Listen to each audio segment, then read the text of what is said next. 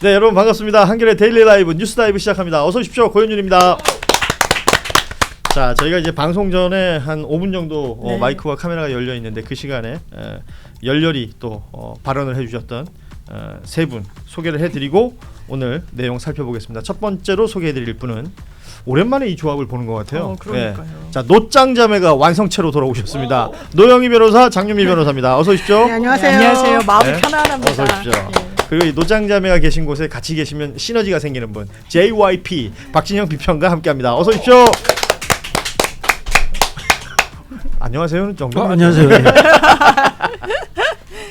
자, 방송 시작 전에 우리 박진영 비평가가 해주신 그 문제 제기 굉장히 인상적인 것 같아요.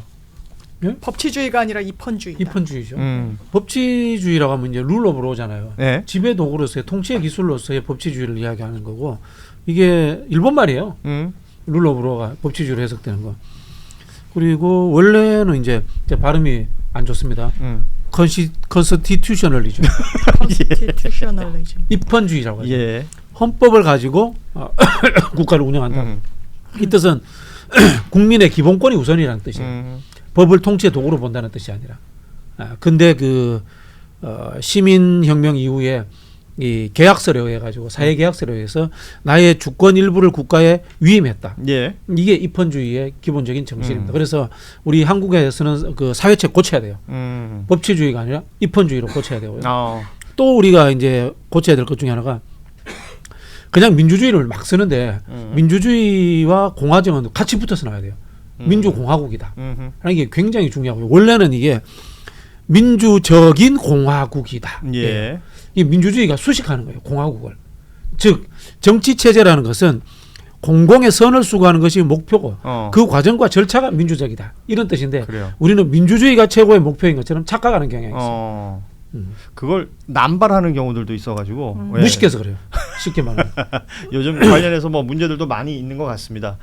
자, 오늘도 저희가 이제 주요 현안 뉴스들 살펴보고 속보 나오는 내용들 전해드릴 텐데 뭐 속보로 지금 오후 시간에 나온 것들 중에는 강훈식 대통령실 비서실장 순방 다녀온 이후에 기자 간담회 했었는데 간담회에서 나온 내용들은 뭐 순방 뒷 이야기 정도 얘기가 나왔습니다. 그리고 대통령이 그 귀국하는 길에 순방 결과를 뭐 설명하는 부분들과 또 새로운 국민의힘 당대표가 선출됐기 때문에 또 축하하는 메시지 등등 해서 여야 지도부 회동 준비하라라는 지시를 했다고 하는데 그 관련된 이야기라든지 이런 이야기가 쭉 진행이 됐었습니다. 뭐 잠시 뒤에 좀 더 자세히 이야기 나눠보도록 하고요.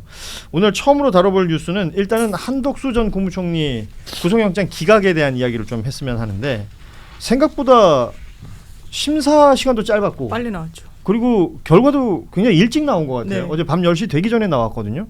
일단은 어떻게 보셨습니까? 저는 솔직히 충격받았어요. 충격. 예, 왜냐하면 당연히 발부될 거라고 생각했습니다. 이런 사안에 대해서 이 신병 확보가 안 되면 아니 내란과 관련해서 어떻게 수사를 하라는 건지 이런 생각이 일단 들었고요. 그러면 이런 신호를 가닿는 거예요.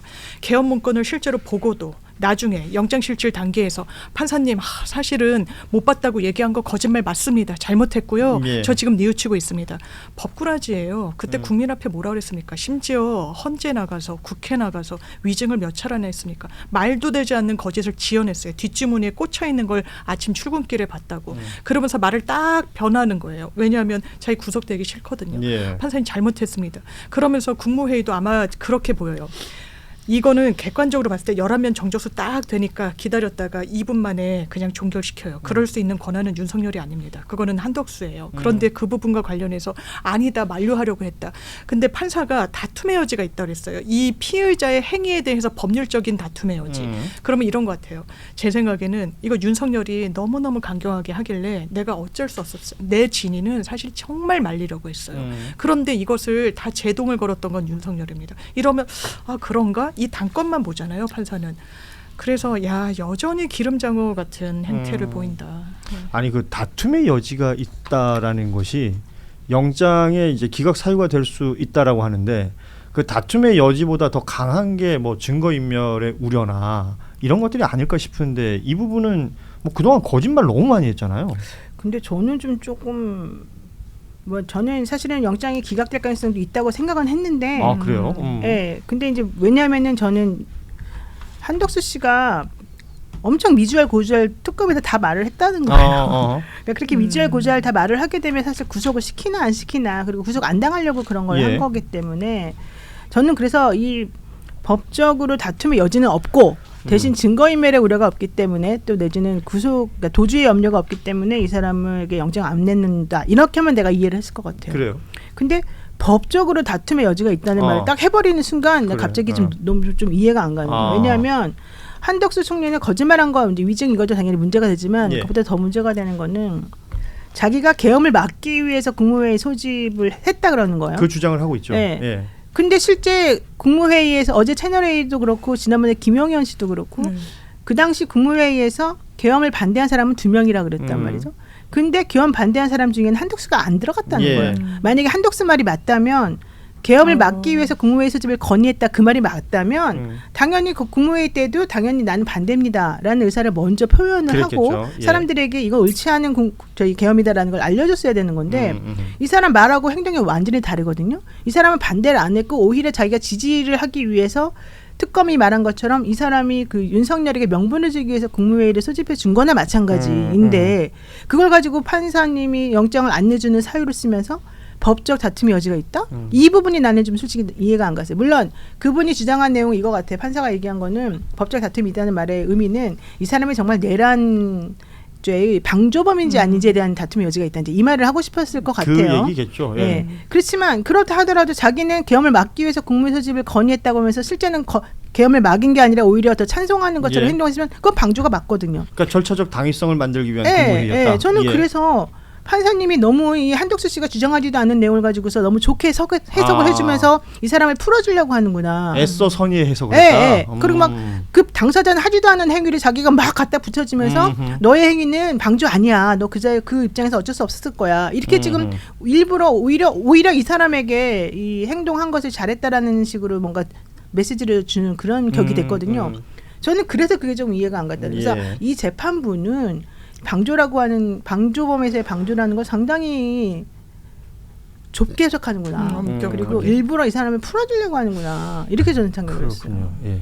사실 뭐 구속 상태로 재판으로 가느냐 그렇지 않고 불구속 상태로 재판으로 가느냐의 차이가 얼마나 큰지를 우리가 지금 보고 있기 때문에 많은 분들이 어제 밤에 나왔던 이 재판부의 판단에 대해서 비판의 목소리를 내고 있습니다. 그러자 민주당의 뭐 김용민 의원이나 이성윤 의원 등 꾸준히 이 주장을 해왔던 분들인데 지금 이 사법부 판사들의 판단에 대해서 문제 제기를 하면서 더 이상 국민의 신뢰를 잃은 법원에 내란 사건을 맡길 수가 없다.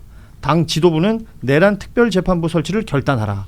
지도부에게도 이제 요구를 했고요. 그리고 기존 이 법원에 대한 불신도 이렇게 표현을 했습니다.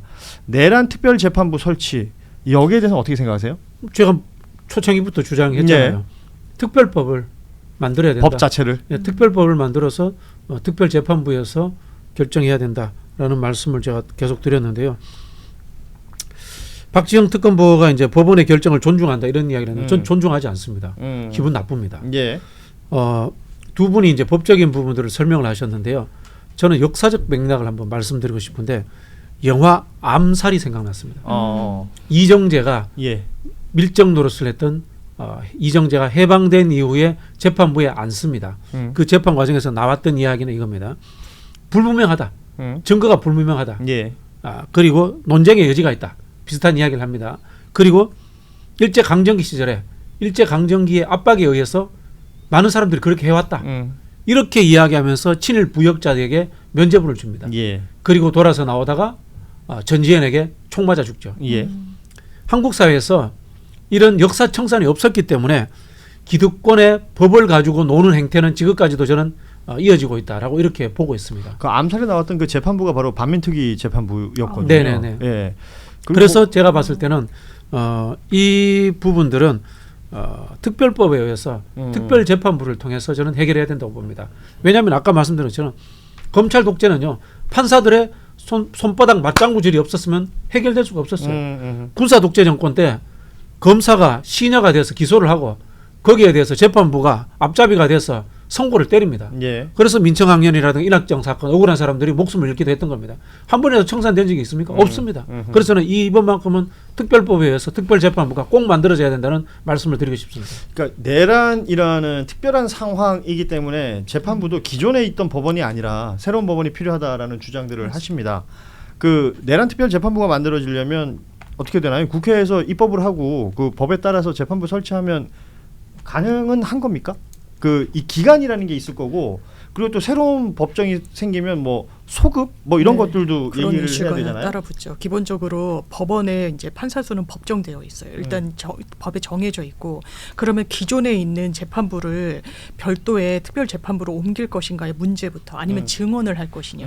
일부에서는 그러면 이제 법조인 출신이 들어가면 되지 않느냐라고 이제 헌법상 이런 판결은 법관으로부터 받을 권리가 헌법에 명문화돼 있어서 이제 변호사한테는 할 수가 없는 거고 법조인 자격이 있는 사람은 판사 법관은 아니기 때문에 그러면 말씀 주신 대로 아마 이 취지에 반대하는 사람들은 왜 소급해서 지금 윤석열 씨 기소돼 있잖아요. 이제 김건희 기소한다 그러고 하고 그럼 뭐 김용현 기소돼 있고 그러면 이 진행되고 있는 사건을 그럼 내란 전담 재판부로 옮길 것이냐 이게 소급입법 아니냐 소급입법은 이제 원칙적으로 허용되는 게 대단히 제약적이라는 이제 인식이 있으니까 그걸 또 논리적으로 넘어야 되는 부분이 있고 그리고 실무상으로는 법을 오늘 만들었다. 그럼 어떻게 할 것이냐 이 법원 어떻게 구성할 것이며 사건 어디 단계까지 옮길 것이냐 이제 실무적인 부분 때문에 이게 내란이란 게 있을 거라고 생각을 상상조차 못했기 때문에 법이 정비되지 않았었는데 전 지금이라도 입법론은 좀 논의의 첫 발을 떼어야 된다고 생각합니다. 아니 뭐 AI로 하면 안 될까요? 좀 판사 안 믿어요. AI로? AI로 기존에 있던 판례들이라든가 사례들 다 갖고 와서 하는 게 차라리 정확하지 않을까요? 검사는 수사를 해야 되는 사람이고 물론 뭐 수사권이 없어질 수는 있습니다만은 기소를 해야 되는 사람이기 때문에 피의자의 심리적 상태라든가 여러 가지 게임이 존재합니다만은 판사는 그런 게 아니잖아요. 저는 오히려 판사의 영역이 AI에 더 가깝지 않나 이런 생각해 봅니다. 자, 우리 저 JYP께서 지금 굉장히 그 내란 특별 법과 특별 재판부는 꼭 있어야 된다라는 취지의 지금 얘기를 뭐 지난 몇 주간 계속 해 오셨던 것 같습니다. 그리고 지금 기존 법원에서 나오는 뭐 이런 구속영장 인용 기각 관련된 문제 외에도 가장 우리가 심각하게 보고 있는 재판부가 바로 직위원 재판부 아니겠습니까? 윤석열 이 내란 우두머리 혐의에 윤석열의 재판이 진행이 되는데 6번 연속으로 재판에 나오지 않고 있습니다. 그리고 이 직위원 부장판사가 뭐 그런 얘기를 했다고 그래요. 구치소에서 연락이 왔는데 인치가 불가한 상황, 상당히 곤란한 상황이라고 연락을 받았다. 따라서 피고인 없이 골석 재판을 진행하겠다라는 얘기를 했다고 하는데 이렇게 말하고 나면 끝나는 건가라는 생각도 전 사실 좀 들고요. 관련해서 이제 추미애 법사위원장이 그 어제 국회에서 천대엽 법원행정처장 관련해서 질의를 한 게 있는데 그 우리 다 알고 있는 그 룸사롱 접대 사건 대법원 윤리감찰관실에서 조사 어떻게 되고 있냐 질문을 했어요. 그랬더니 천대엽 처장은 뭐라고 얘기했냐면 아직까지는 객관적인 소명이나 증명 자료가 부족한 것으로 보고 있다. 그럼에도 워낙에 중대한 관심사고 국민의 눈높이 차원에서 진행 중인 이 공수처 수사 결과도 참고하기 위해서 기다리고 조사하는 중이다. 이렇게 답을 했다고 합니다. 5달 됐잖아요. 이 적절한 답인가 싶어요, 저는. 물론 그죠. 고양이들한테 생선 가게 맡기면 그 생선 가게가 개혁이 되겠어요? 안 되는 거예요. 같은 고양이들끼리. 우리 노영희 변호사는 어떻게 해야 된다고 보십니까? 사실은 이 부분 관련해 가지고는 처음에 이제 민주당이 직위원 부장의 문제를 거론하면서 뭐 사진도 내고 이제 되게 자신 있게 얘기를 했는데 그때 했었던 이유가 이제 변호사의 제보가 있었기 때문이란 말이죠. 그렇죠. 근데 그 변호사가 말을 바꿨다는 거예요. 그 대법원에서 이 윤리 감사하는데 와가지고 왜냐하면 이제 그 누가 그 제보자인지 당연히 아니까 대법원에서 불렀을 거 아닙니까? 그랬더니 그 변호사가 처음에 민주당에서 한 얘기랑 이 대법원 들어가서 한 얘기가 달라졌다. 왜 달라졌냐? 나중에 물어보니까 나도 먹고 살아야 된다. 그러니까 이 얘기를 했다는 거예요. 변호사가 이 법조계 안에서 이렇게 자신의 어떤 행위가 알려진 이후에 뭐 이런 표현이 적절할지 모르겠지만 이제 법원으로부터 받을 불이익에 대한 걱정을 하는 거 아니에요? 압력이 많았고 불이익이 되게 있었고 그다음에 향후 이제 변호사 일을 그만둬야 될 정도까지 사실 본인은 되게 힘들어했다 이제 이런 얘기가 나오는 거죠. 근데 처음에 본인이 그 제보를 그러면 왜 했겠어요? 그걸 몰랐을까?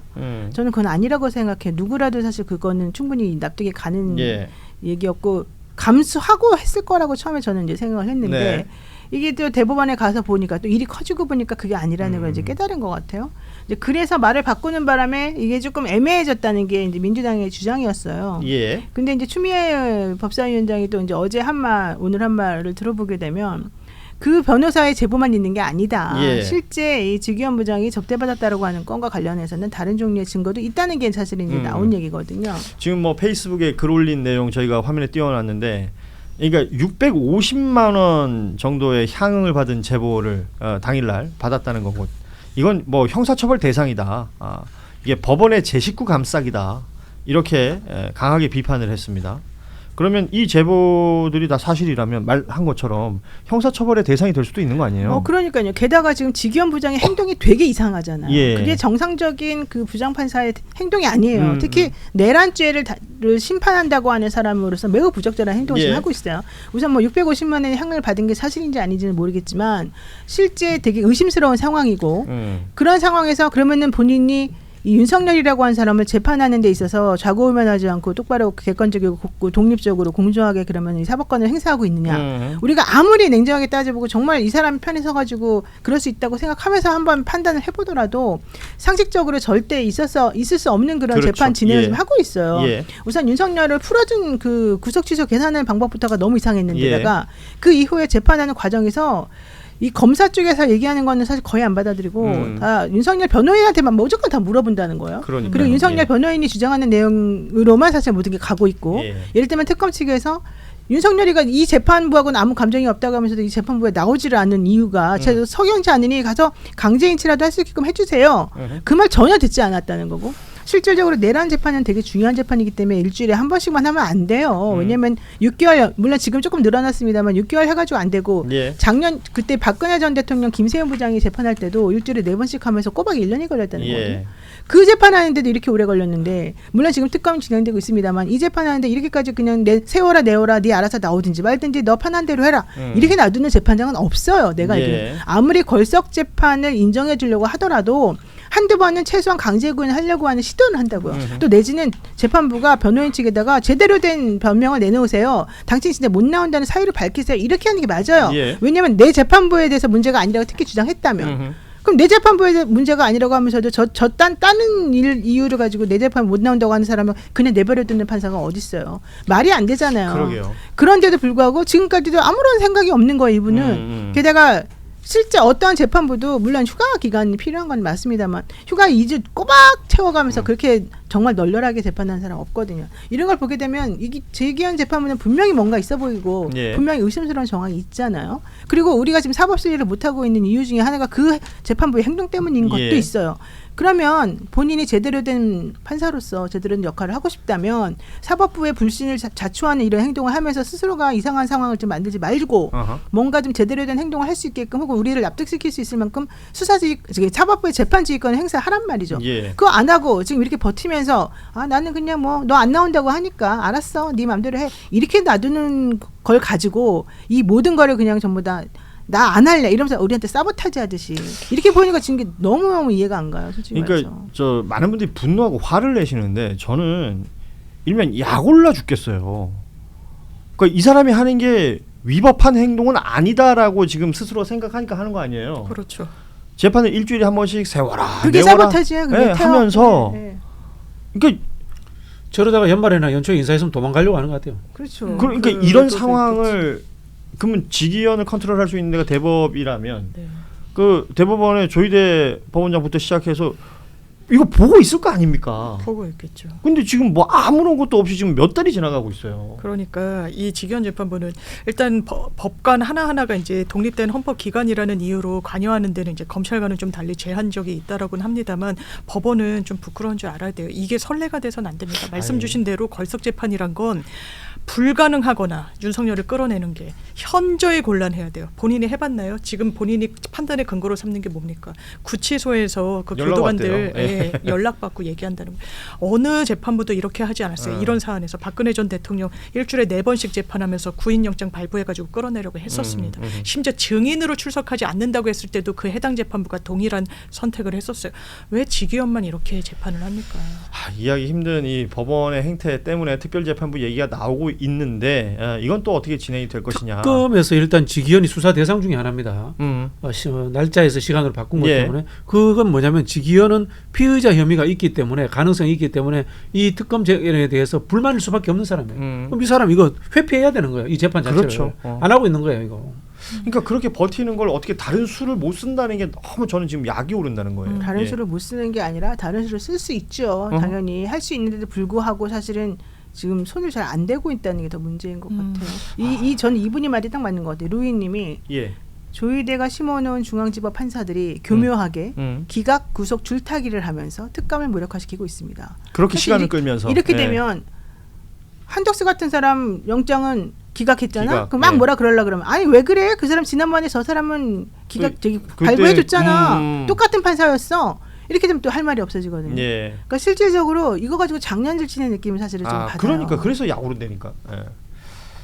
아무튼 지금 이 상황이 이렇게 약도 오르고 짜증도 나고 화도 나는 그런 상황들이 계속 이게 뭐 하루 이틀도 아니고 너무 오래 지속이 되고 있고 거기에 새로운 뉴스는 계속 더해지고 있어가지고요. 맞습니다.